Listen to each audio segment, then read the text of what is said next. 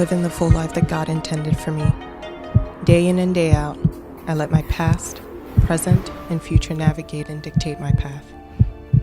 I'm so caught up in seeking the love, approval, respect of others that I don't even recognize myself. Do you even know who you are in Christ? Through God's eyes? Are you living as her?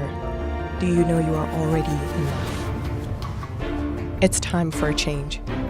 It's time for us to live in the fullness that Jesus purchased. It's time to be transformed by the renewing of our minds. This change may be painful. It may be uncomfortable. Or we may feel isolated at times.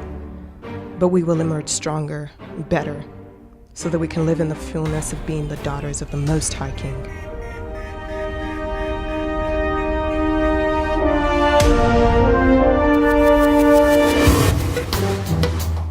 This is our metamorphosis.